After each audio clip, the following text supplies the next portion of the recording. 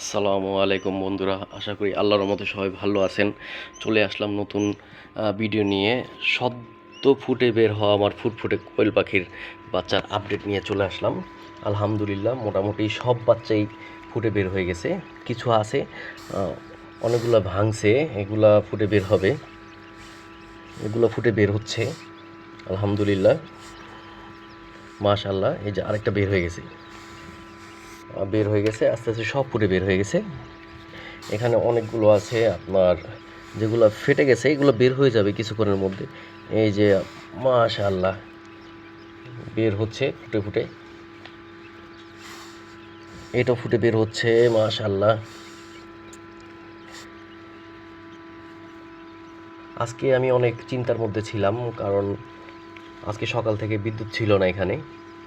বিদ্যুৎ না থাকার কারণে আমি একটু ভয়ে ভয়ে ছিলাম। যাক মাশাআল্লাহ, ফুটে বের হচ্ছে সবগুলোই। আলহামদুলিল্লাহ সবগুলো বাচ্চা এখন পর্যন্ত ভালো আছে, আর সব ফুটে বের হয়ে গেছে। কিছু বাকি আছে এখনো। এখানে এই বাচ্চাটা ফুটে বের হচ্ছে মাশাআল্লাহ।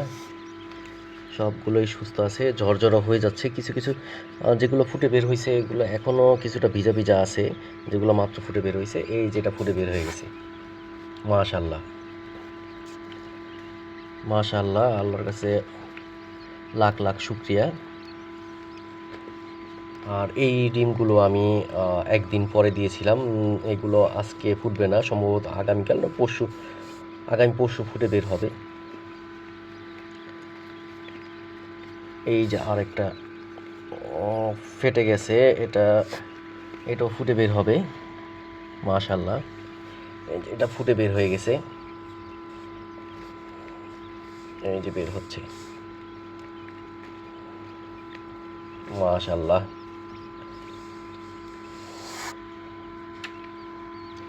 বন্ধুরা, পরবর্তী ভিডিওতে আমি জানিয়ে দিব কয়টা ডিম দিয়েছিলাম, কয়টা বাচ্চা ফুটে বের হয়েছে। আর এই ইনকিউবেটর সম্পর্কে, এই ইনকিউবেটরটা আমি নিজেই বানিয়েছিলাম। এটার ডিটেলসও আমি পরবর্তী ভিডিওটা আপনাদেরকে জানিয়ে দিব। আল্লাহ হাফেজ।